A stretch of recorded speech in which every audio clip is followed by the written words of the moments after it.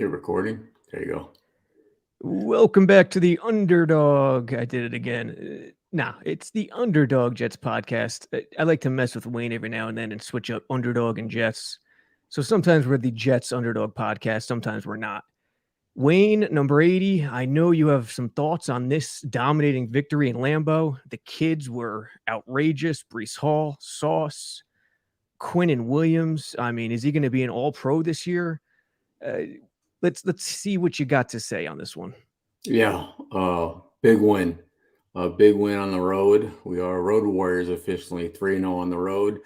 And for anybody who said any kind of excuses on why we won with second and third string quarterbacks, we beat Aaron Rodgers, and he was 15-0 in the last 15 games. So, yes, this is a big win, and they deserve a lot of credit. Yeah, and it was, it's interesting. You look at New York football, Giants are 5-1. They deserve all the credit in the world, but they're doing it more with smoke and mirrors with coaching. The Jets, that was convincing. And the last 2 weeks have been convincing. Yeah, it was 3-3 at the half, but they really dominated the game, starting early in the third quarter. LaFleur, fans wanted to bury LaFleur 6 feet deep in that first half. And, when I looked at that first half offensively, I think people were confusing perfection with bad play calling. It wasn't bad play calling. He was setting a lot of stuff up. They only ran 24 plays in that first half, but they ran 5.3 yards per clip. So everything was set up. And, sure enough, they burst out in that third quarter. Yeah. The thing I liked is when they got the lead and bad penalties, bad pass interference penalties, and Green Bay went back down. So we're only up 7, but LaFleur didn't get conservative. Right. He kept going at him. But that misdirection play to Breece Hall, what a great call. They set that up. But I said, I was talking to Lavernius. This so special about this kid is he got the ball on the left hash and ended up scoring on the right pylon. The way he cut that back in his vision, and that kid's something. That's a find by Joe Douglas. That kid's something special. Yeah, Dwayne Brown talked with the media today, and we asked him about that. I forget who it was. Someone asked him about that question with Breece Hall at the end because he was one of the guys pulling. No. It was going from right to left. He pulled on Berrios's. Yes. Yeah. He was leading the way. But the Breece Hall one, he looked around. He's like, where the hell is he? It was supposed to be a sweep coming around the edge. But Breece's vision cut it right up the gut. And you're right, man. That was all Breece pretty much. Yeah, 100 I think yards from scrimmage. He's up there, if not number one. And Zach did what he needed to do. The only one negative, it didn't matter, and it was a penalty, is that slide coming up short of the first one. But he made the throws.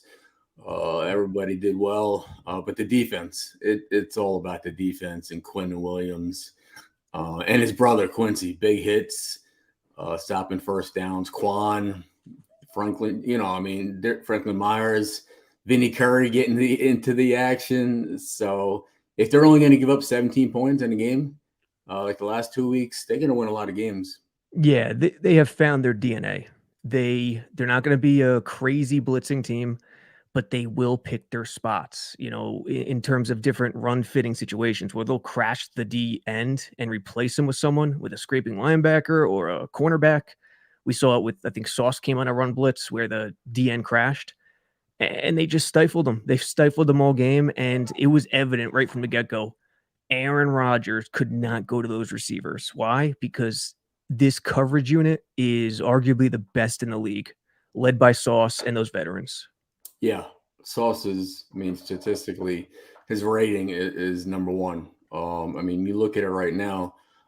Quinnen is a starter in a Pro Bowl. Sauce is in the Pro Bowl. Mm-hmm. Breece is doing his thing. They're standouts for a team that no one thought would do anything. Yeah. And they don't care. They don't care what people think. Sauce had on the cheese head. It doesn't matter. They got nothing to lose, and they're playing that way, and that's a great attitude to have. And hopefully that continues out in Denver. There was one play, after the Berrios touchdown, I just happened to see it on the replay. After he scored, Michael Carter came over. He's like, do the Lambeau leap. I heard him say it. And Berrios kind of waved it off. Would you, Wayne, have done the Lambeau leap after your running back, Curtis Martin, told you to in that situation? Like I said, me and Elsie were talking about it. I said, what if I didn't make it? And he said, Elsie's like, I would get behind you and push you up. They like, give me your hands to. But at the Meadowlands, I would just walk up the stairs. But the Lambeau Leap, that's tough on a home team when you're doing their thing in their stadium. And I heard the boos for Green Bay and Aaron Rodgers, so we're making teams do that. So yeah, like I said, Road Warriors 3-0 on the road. And I see that Broncos are playing tonight. Yeah. So short week for them, just like it was a short week for Green Bay coming home from London. So Yeah. it sets up, we could be 5-2 this time next week. Easily. And then you got the Pats at home the week after that. Right now, the Jets, I think, are 3.5-point underdogs. It may change. The line may change based on tonight. But that Pats game in 2 weeks at home might be the first game they're favored this year, which is incredible. Yeah. I don't know much about that Zappe kid. Yeah, me neither. Playing well. I'm not sure exactly who they played against, but hopefully they figure them out, or we'll figure them out. I'll tell you what, I need the Chargers to win tonight too, because I have them in my survivor pool. So if they lose, I'm done. Like, they got to win to survive, and I'm not feeling too good right now. Yeah. Well, I don't know, man. Unless they track out John Elway, I'm not worried about Russell Wilson right now. Okay, fair enough. And that coaching staff too. Some of these questions. Here's a comment, Joe Campanelli. It's so much fun to watch a great defense. Yeah. Offense putting on points on the board, but just having these jailbreaks and these guys coming and putting pressure on the quarterback and the coverage behind Sauce and Reed, all those guys. It is fun to watch. Like I said, I like to see touchdowns and stuff, but with that defense, man, they're going to be tough to beat. You could see it to their technique, the fundamentals. There's not many dead ball fouls as we've seen the past few years, false starts, just bonehead mistakes. You saw a couple over the first 2 weeks this year, but since then it's been really cleaned up. And Saleh told the media today the three things he likes to see in terms of how his team, he wants the style of play, is effort, technique, and violence. And not violence in terms of just hitting people, although he loves that. We all know that. But that's what he wants to see jump off the film. And I'm telling you, today they definitely saw those three things. Yeah. Like I said, the way they're playing, the reckless abandon, they're for real. I keep saying it. This isn't the same old thing. Daniel Faust, thank you. What is the floor and ceiling for wins now? Mm-hmm. Well, based on Vegas, I think it was like 4.5, 5. And I don't know. I mean, you look at it. I mean, if they could go 500 to the rest of the way or win a little bit more, I mean, no reason they can't make the playoffs and come up with 10 wins. I mean, Buffalo's going to be tough twice. Yeah. But other than that, though, I mean, who are we afraid of? Nobody really. I mean, and all they have to do is go 6-5. Yeah. The rest of the way to win 10 games and go 10-7. So that's what happens when you get off to a 4-2 start. Yeah. What's weird is they showed the matchups, the buys and then who's playing who. And just to see the Jets helmet, this was last week, up there in the playoff picture. Mm-hmm. And listen, these we've had we're just playing hard, but it's not happening. These last 2 weeks, there were no doubters. Yeah. Midway through the fourth, you're like, all right, let's just bring this one home. Get home with the win. So this is completely different. And I said this morning, 27 years I've been involved with the Jets as a player and now alumni. I can count 10, maybe less, of all those years that I felt this good about a team when I was playing or not. This is not normal for Jet fans over the years. No, it's not. And it goes to culture too. And Douglas's vision. Will Parks, a guy who, returned that pump block for a touchdown. Here's a guy who busted his ass this summer, was one of the best safeties in camp, didn't make the roster, was disappointed. But he didn't make the roster because of transactional strategy. It was, there was just strategy there. Like, he was definitely one of the better players who deserved to make the roster. He didn't quit. He kept grinding, was on the practice squad, and now he's back on the active roster, and it pays off. Those attitudes, that's infectious. Quinnen Williams too. Vinny Curry spoke to the media today, raving about his work ethic. So this, and you see Robbie Anderson having his problems in Carolina. This stuff, culture, fans, sometimes it gets snickered at because you just want to see results, but the process is what really matters, because that is what sustains success over the long run. Yeah, the culture they're creating, and homegrown draft picks. And they kept guys, and they brought guys in that could play. And I see something. Matthias Simon burials 2 weeks in a row. Yeah, I mean, they're getting them involved. It's not quantity of players, it's quality. And I know you have written something up about moving Elijah Moore around or putting him in the slot. It's hard to take Garrett Wilson out of there the way he's running routes. You can't. And Elijah, they asked him about not getting the ball and not getting any targets, and he said the right thing. I wish they would just leave it alone and not look for negatives and someone to badmouth their teammates of the team. He'll get his plays, but it's just nice to see Barrios involved. Yeah, Saleh mentioned it today. He talked to Elijah Moore after that tweet. He's not looking to stir any controversy. I think you're referring to the tweet you saw that I tweeted. Listen, Elijah Moore could play the slot, no problem. But if you look at the film, what Garrett Wilson is doing in the slot is absurd. Like it's really under the radar. He's playing point guard out there on a lot of plays. Look at the fourth quarter in Pittsburgh. He set up a couple Corey Davis big plays. So you're not going to take Garrett Wilson out of the slot. There's just no way. Yeah. Well, I mean, if it's not broke, don't try to fix it. But there's enough, footballs to go around. And I know people are commenting about having Michael Carter and Breece Hall in the game at the same time. Yes. Yeah. I believe that was the case on the misdirection. Yep, it was. Breece lined up behind the tackle or guard. Yeah. And you can spread them out too. We've said it. This is a young group that, the longer they're together, the better they're going to be. They're just hitting their stride. Defense is there. Like I said, if Quinnen keeps playing like that, he's the next coming Aaron Donald. He is in the backfield, and he blocked a field goal. And sacks and hurries. I mean, and Lawson coming off the end. Dude, man, Aaron Rodgers was running for his life. Yeah, Quinnen, you got, think about it. You got Quinnen as an all-pro on the defensive line, and then you got AVT as an all-pro on the offensive line. It just doesn't get much better than that. Yeah, and then the move up and get Breece. Look at the picks, Joe Douglas. What did he get for Sam Darnold and Jamal Adams? We got Vera Tucker, Garrett Wilson. It's just the mother load. Yeah, hold on. You all right, bud? Me? Yeah. Yeah, I want some hugs. Oh, all right. Sorry. What is he want hugs? Pretty hard here. It's raining pretty hard there. Yeah, it's he just got home from soccer practice. Hey, he can come on the show anytime. Let him know. Yeah. Hi. Hey, what's up? So we are a happy Jets family watching the game. I'm looking forward to this Denver game and coming home 5-2 and with another AFC East matchup. I mean, we could really put some distance between us. This is a misdirection? Yeah, this is the, it's funny. My head coach, who I helped coach high school, said his offensive coordinator saw this play and he's going to install it in the game plan for this week. There's Hall at the wing, Carter. So it's the 2 back look.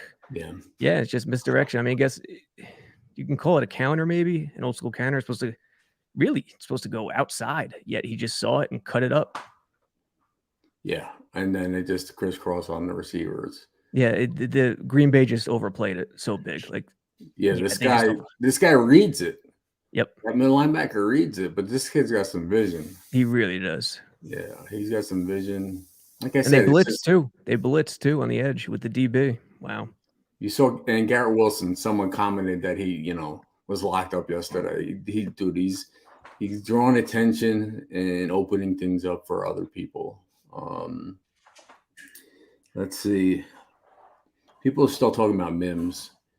What are they saying about Mims?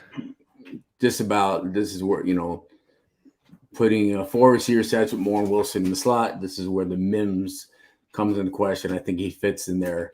It's not going to happen. It's tough. Mims truthers, it's not going to happen unless someone gets hurt. See, who do you replace? Yeah, listen, if Corey Davis goes down, it's Mims time. But it has to take Corey Davis going down because you have Berrios is hardly playing. You got Elijah Moore, who I looked at the targets. Elijah Moore's targets are right up there with Garrett Wilson and Corey Davis. But you got so many weapons that, Mims is just number 2 to Corey Davis as that sideline vertical threat.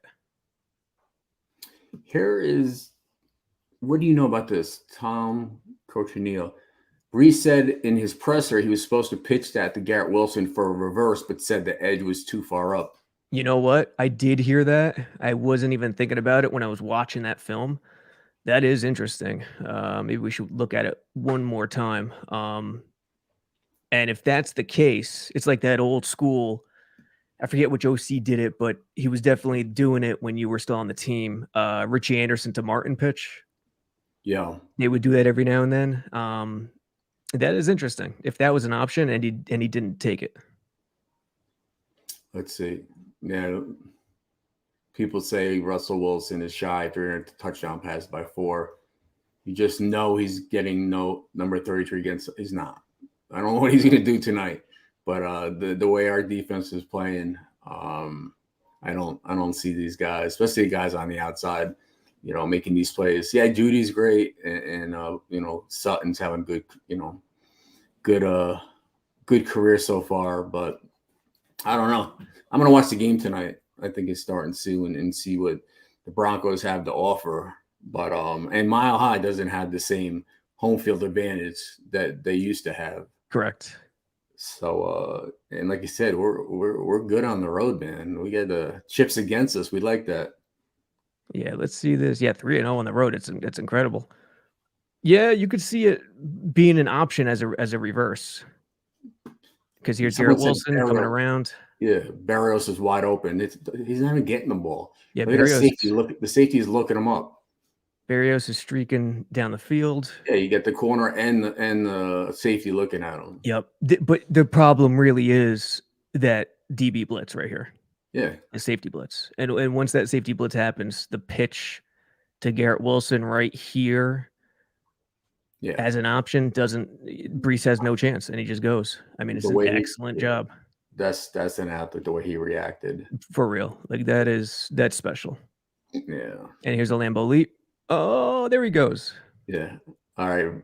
Verge Tibbs. Russell not getting 300 versus the Jets. Come on. Get off the same old Jet stuff. This ain't that exactly. This ain't the same Jet stuff. People need to stop. In the media, they're going to try to start picking it up. Like, oh, we thought they had talent. We didn't know if they'd get the wins. Obviously, they're stupid. Because the guys who said they'd go 0-10 in the first 10 games. But I see Rich Eisen pumping up the Jets, picking them. I think he's the only one who picked them this past week. He was 3 weeks in a row.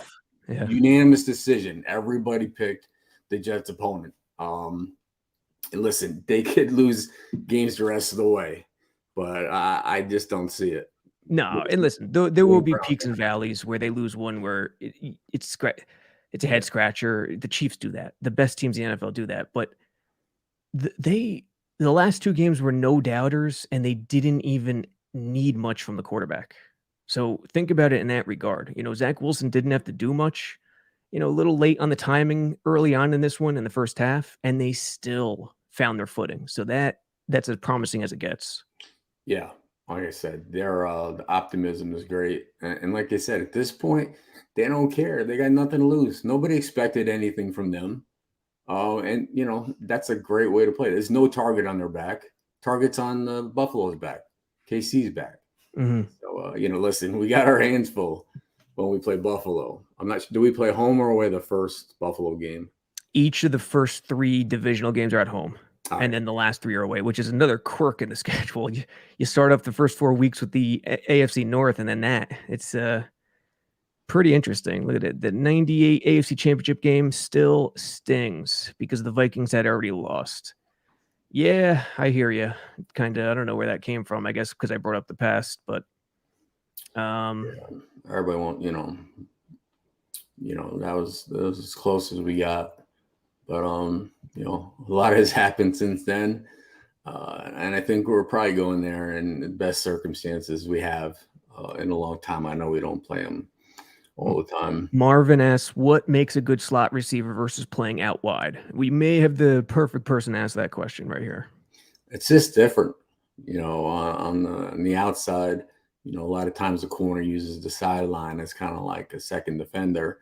And inside, you got a two-way go lined up there, but you get a lot more bracket coverage. They don't do that on, you get a high-low or inside-outside. So a little more, technician being in the slot, and obviously you're running more crossing routes, getting over the ball. So I would say it's a lot more dangerous, being in the slot, where the linebackers roam and the safeties come down. But you just have to have a knack for it. And I think Garrett has that. I think Braxton has that. So, they're versatile. You can put them inside and outside, both. You can mix it up. And I like that LaFleur is trying to get the ball in everybody, well, not Elijah, but everybody else's hands, pretty equally right now. Yeah, look at this. Someone criticizing LaFleur in terms of spreading the wealth to all the receivers. Listen, the OC is always public enemy number one. It's always that way, no matter what, because of play calling, because of Madden. Play calling, while important, is highly overrated. It really is at times. And if you look at the targets, every single guy except for Berrios, because Berrios takes a lot of handoffs, is right up there. Elijah Moore's targets is right there, neck and neck with Corey Davis and Garrett Wilson. He will get his. It will happen. Yeah. And then I think Conklin and Azuma both had catches. Mm-hmm. So, I mean, just golly, man, it's just nice to have a podcast that we could talk about and smile, be optimistic. Yep. And for all Jet fans out there, like I said, this is not the same kind of team. The culture that Salah has built in the last couple of years, Joe Douglas has made the moves. The Johnson family has given him free reign with the salary cap. And like I said, it's the Dwayne Brown, it's the Quan Alexander, last year the Quincy Williams. They're bringing in these guys that are playing big roles and also great locker room guys. So they're doing a great job. Yeah, look at my tweet. Things are going swimmingly in Jets land when this is the main topic. Elijah Moore not getting enough yards and targets. I mean, folks, 29 targets. Conklin 32, Corey Davis 33. They're spreading the wealth incredibly well. So I wouldn't worry about this whatsoever. No, I just think that it's just trying to drum up something negative. There's no negatives. You can't put the kid on spot like that. Mm-hmm. I was in a situation like that. Hey, do you want you wish you had the ball more? Yeah. Oh, Chrebet's complaining that he's not getting the ball enough. Well, you asked me if I wanted more. What receiver, what running back would say, no, I'm good? I mean, that's just setting it up for for failure. I mean, setting it up for controversy. Yeah. I wish they would just leave these young guys alone and let them play. Yeah. He's a competitive kid. You kind of want that out of him. And social media makes it very difficult in today's day and age. So all things considered, under Joe Douglas, things have never been this good in terms of, in-house culture, the lack of leaks, the drama, the guys they've cut loose who just keep going through teams and creating chaos elsewhere. So they got the process nailed down. And this season, a lot of good stuff could happen. Yeah, like I said, it's just a beginning. They're still learning to play with each other. The defense definitely seems like it's ahead of the offense right now, which is what everybody expected. After the first two games, wasn't really there. And then look at this. They get a block punt for a touchdown. Yeah, Quinnen blocks a field goal. And Quinnen blocks a field goal. The special teams is showing the coaching. I mean, across the board, offense, defense, special teams, coaching. How are they not, B pluses to A's, just across the board. When all four of those categories are doing well, I keep saying tough to beat. It's just we're competitive every game so far. Maybe we won a game or two that we weren't expected to. We shouldn't have based on the situation. But these last 2 weeks is a great cause for optimism. Yeah, in football, attitude is a lot. When you start feeling good about the situation and you feel like you're invincible, it goes a long way. And that's the confidence they have right now. And so you just gotta and the drafts, listen, they hit Joe Douglas has hit on every big draft pick, the last 2 drafts. Yeah. The injuries, it wasn't an excuse, but they were ravaged by injuries the past 2 years. So I know everyone's shocked by this 4-2 start, but if you consider the injuries and then another draft class on top of it, an elite draft class, all these picks, you can't it's hard to not turn it around when you have so many premium picks. Yeah. So they just deserve all the credit in the world for taking the patient, tougher route. Listen, it doesn't always translate from college to the pros, and just the way they've handled these young guys so far. Just they're doing it the right way. I see this one, Return of the Jedi, Rusty Spooner. Ref plus NFL equals hates us, keep staying hungry and keeping receipts. Yeah, listen, we're not going to get any calls. The young guys aren't going to get calls. Sauce, I mean, he's all over these guys. They're going to get these guys on our penalties. It is what it is. Sometimes it's better to get illegal hands than give up a 50, 60-yard touchdown like that. But, without those penalties yesterday, Aaron Rodgers had that one great throw to Lazard. Yeah, it was a great throw. He had no time back there. And No. Russ, Aaron could run. And Russ, he's not the same Russ as he was in Seattle. And if they keep crashing down the pocket there, closing the pocket, I think except for Josh Allen right now, looking ahead, there's not much to worry about as far as the running quarterback. True. Beloved Peace asked this question: do we stick with the 5 current offensive linemen we have, that configuration? Or if Fant and Mitchell come back, do we move AVT back to right guard?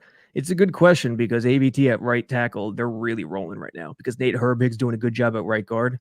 I don't know. I don't know, honestly. If Fant comes back, it's very different than Mitchell. I mean, Mitchell did a great job, but if Fant comes back, they probably make the move.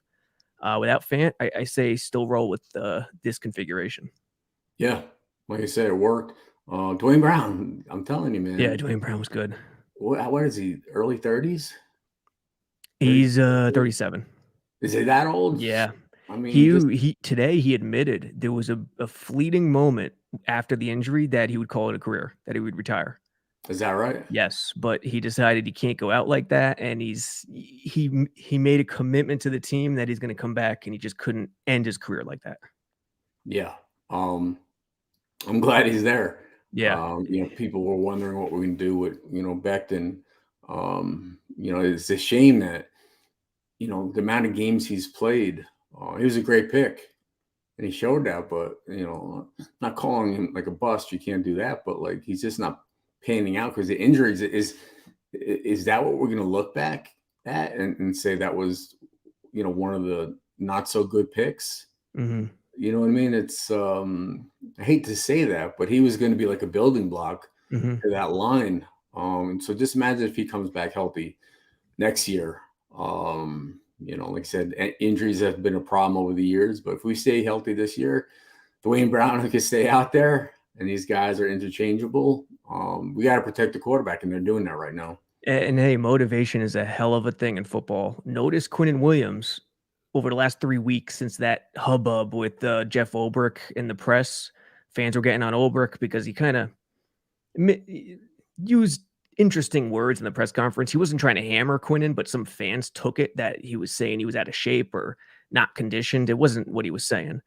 But since that moment, Quinnen has been a beast. Maybe Becton, seeing this, he says, hey, I want to be a part of this. I'm going to do everything I can, go 110%, and comes back better than ever. You never know.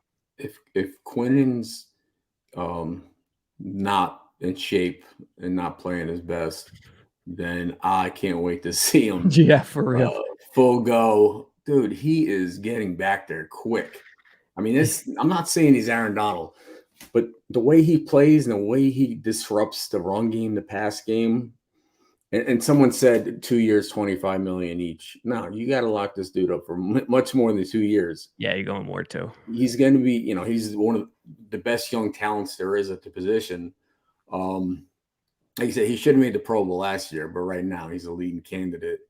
And I'm glad I watched the whole game, because some other weeks I could just watch some and watch the game cast, and just watching them back there and how they got out, just the front four and the stunts. If they could do that without blitzed linebackers and they could drop into coverage, Sal's doing a great job there.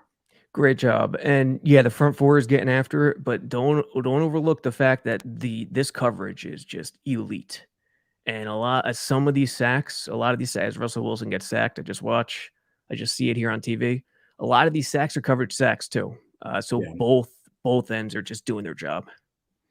Tom Cotroneo, Quincy's presence was made known this week. Yeah, it's funny that my wife is like, there's two brothers on the Jets team.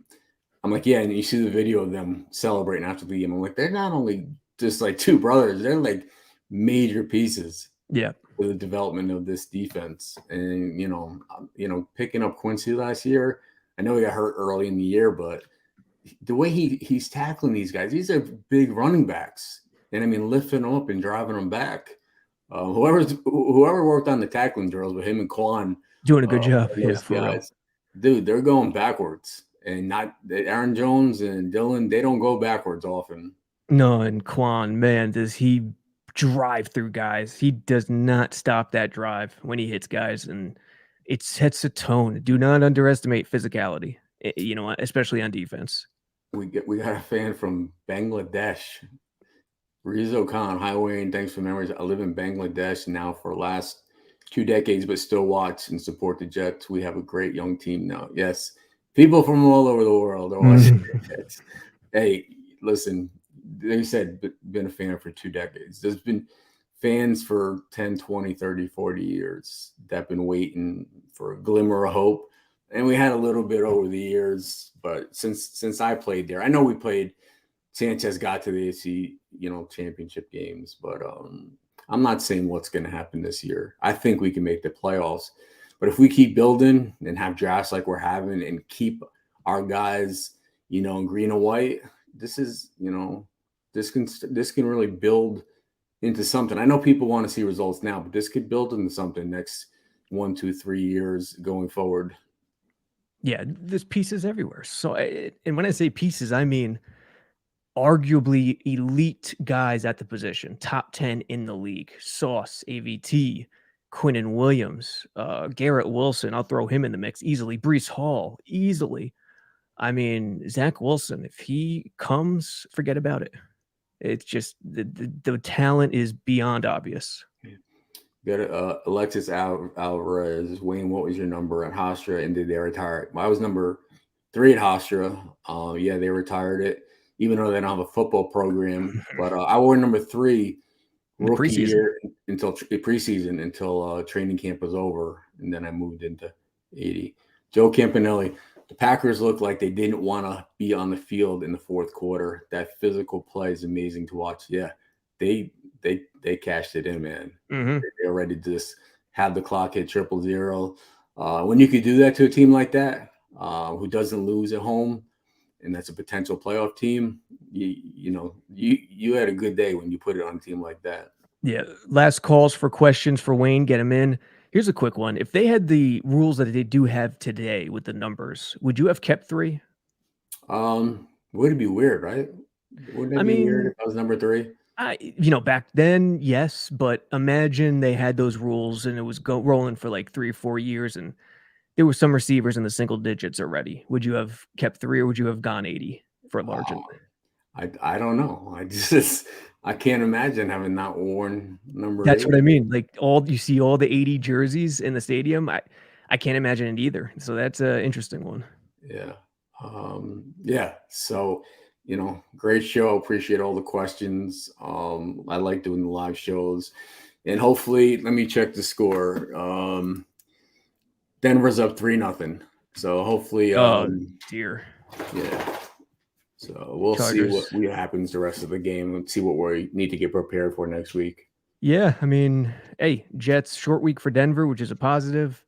But hey, they played 2 teams in a row that got 10 days off before their matchup because they played Thursday night the week before. So yeah, it's coming back around. The schedule's a schedule. You never know the schedule until you're in the midst of it. Go to jetsxfactor.com, use discount code 80 to get all the good stuff. Become a member of free 8x10 signed autographed picture of Wayne Chrebet. There's 4 options, one with the old school green Jets helmet of the early to mid 90s and 3 with the white. And, on iTunes, rate and review, give us 5 stars, drop kind words, and share this video. Wayne, take us away. Yeah, again, thanks for everybody joining us. We try to get to all the questions. Keep tuning in. I think we're going to break down some more film, some of these games, so everybody can see what we're talking about, and be excited. Be excited. It's Monday night. Enjoy it till Sunday, and hopefully we feel the same way next week. Absolutely. All right, Jets fans, we will see you next week. And maybe the Jets will be 5-2, getting ready for a showdown with Bill Belichick. Take care.